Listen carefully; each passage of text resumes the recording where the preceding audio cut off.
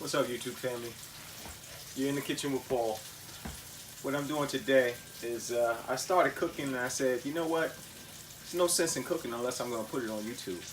So what I'm doing today is I got a pot roast that I'm going to be putting in a crock pot. The first thing that you need to do is you need to brown your meat because you don't want a gray looking pot roast, right? So that's what I'm doing right now. So as we come over,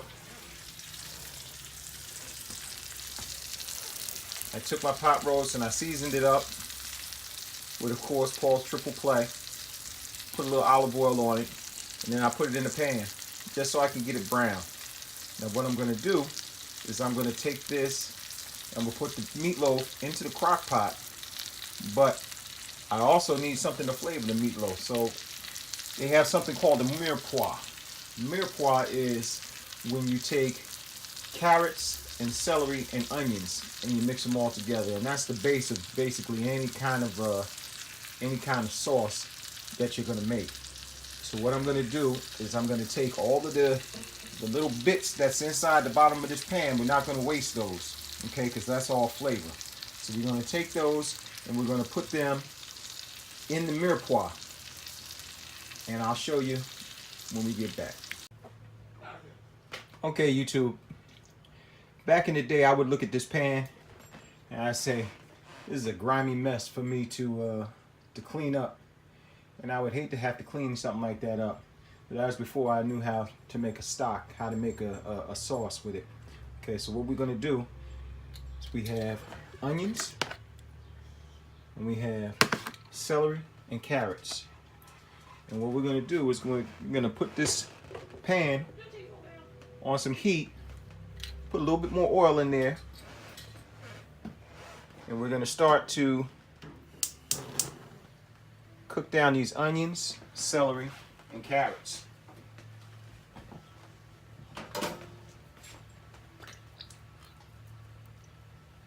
You want a little oil in there so they have something to cook on. And you're going to throw your onions in. Of course, I didn't wait for the pan to get hot. Trying to do too many things at one time. But it's starting to heat up now. You hear them starting to sizzle a little bit. You're going to cook down your onions. The onions are going to release some water. And that's going to start to get rid of all these bits on the bottom. And once you get your onions started, you're going to include your carrots and your celery. You get all this to cook down, and then you put a little stock in, and the stock is really going to release the rest of it. You see how those bits are just starting to grab onto those onions? That's what you want. That gives your onion some flavor. The flavor and texture of that pot roast that you just had in this pan. Okay? And your onions are starting to cook down. What you want to do next, you want to throw in your carrots and your celery. And all of this is going to go into the pot with the pot roast.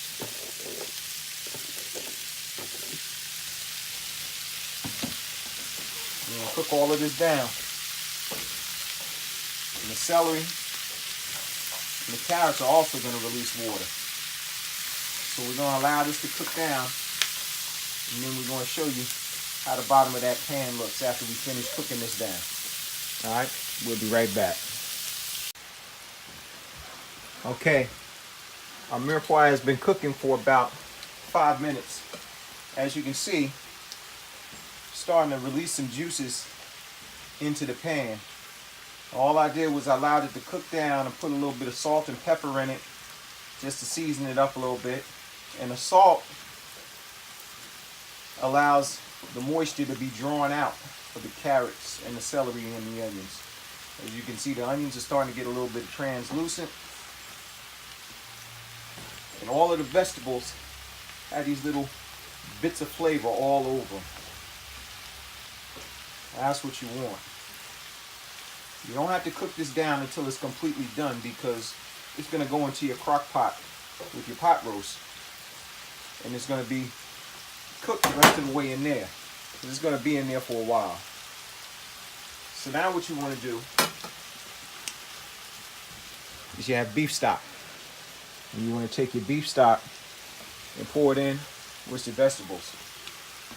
And this is going to release the rest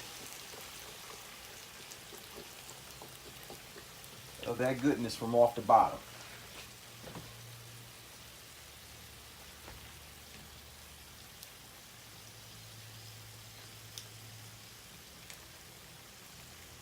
See that? Just gonna get all of that stuff from off the bottom of that pan.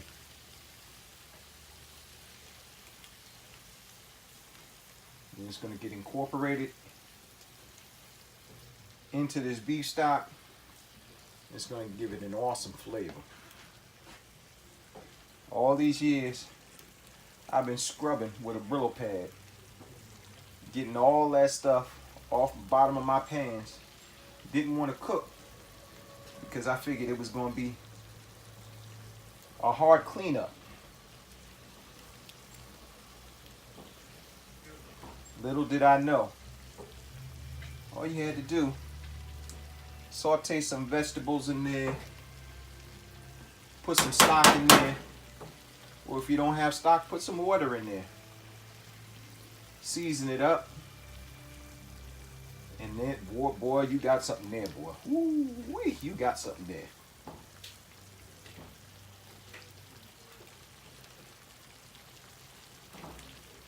The bottom of this pan is starting to loosen up now.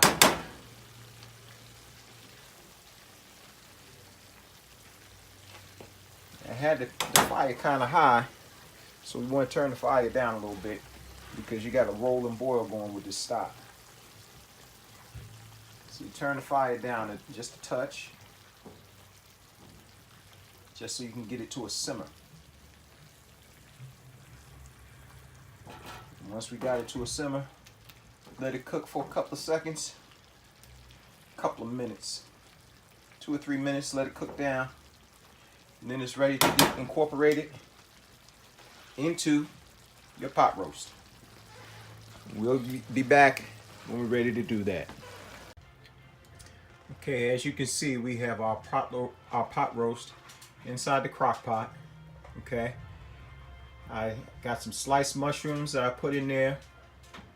Now the mushrooms I didn't cook down, but of course our sauce and our mirepoix we cooked down. You see the onions have turned translucent. The celery is starting to soften up. The carrots are starting to soften up, and they will soften up the rest of the way inside of that crock pot. So what we're going to do now is we're going to put that celery, carrot, and onion mixture inside our crock pot. Trying not to spill everything all over the place.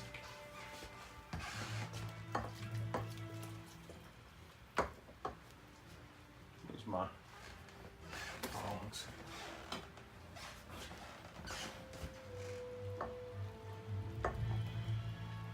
Get this into the crock pot. Now in comparison, look at that pan now in comparison to when I first started out.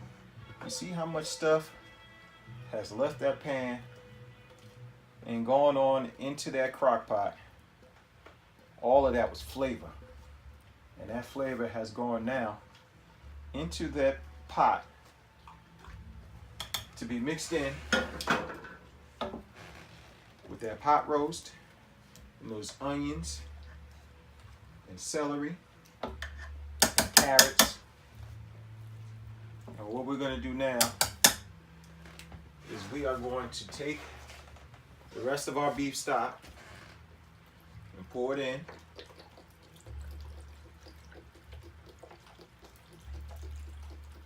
And once we get the rest of this beef stock in, we're done. All we got to do is set it and forget it. Okay.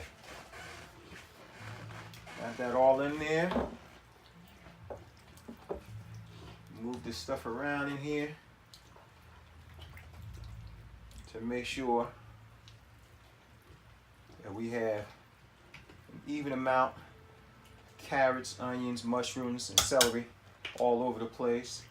We don't want to have any that's sticking up out of the stock.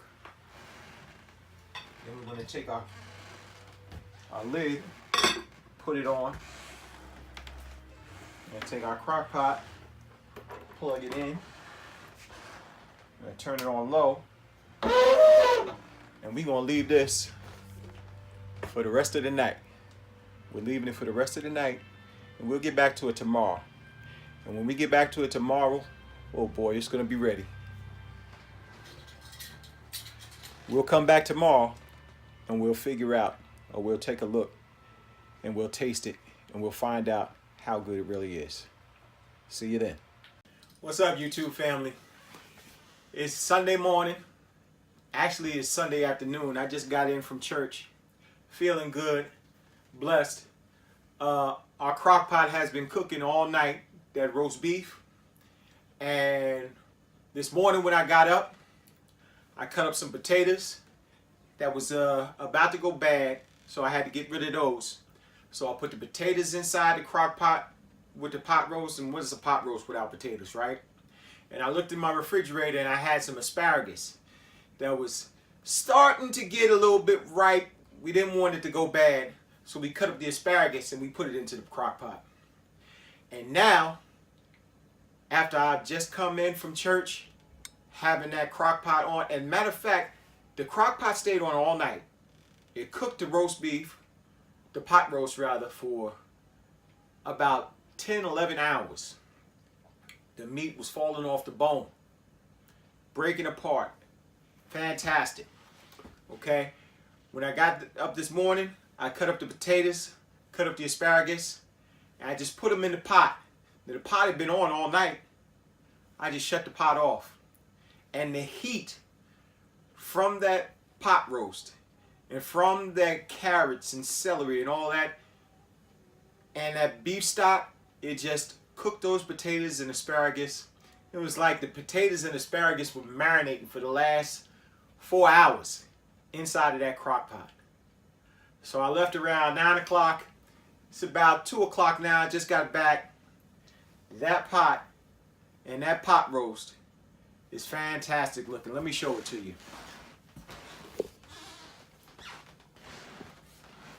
Let's come over here to this pot. Look at that. Put this down. As you can see, that meat is breaking up.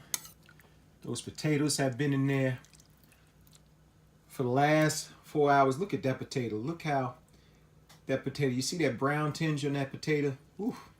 It's been marinating in there for a while. The carrots are cooked up, the celery, and look at the asparagus. Nice green look of the asparagus. Nice and fresh looking. We're going to try a little bit of this and see how it tastes. Okay. This is how it looks. You got the pot roast, you got the carrots, you got the potatoes, all in a nice gravy. Now what I'm going to do today, we already have rice and we already have a starch in there, so I'm not going to cook any rice or any egg noodles or anything. I'm going to take it back home, old school. What I'm going to do is I'm going to put a piece of bread on the plate and I'm going to spoon this over the bread like an open-faced sandwich and eat it. But I just want to take, oh my God, look how that meat is breaking apart. My. Hold on now. Oh, so tender. Fantastic.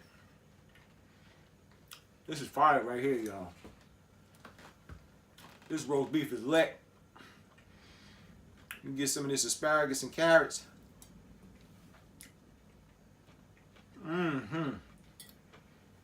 Fantastic. And of course, you have to have some of that potato. Look at that. Oh yeah. This is down home cooking. This is comfort food. Oh. You've been in the kitchen with Paul. If you enjoyed this recipe, and you love being in the kitchen with me, give me a thumbs up.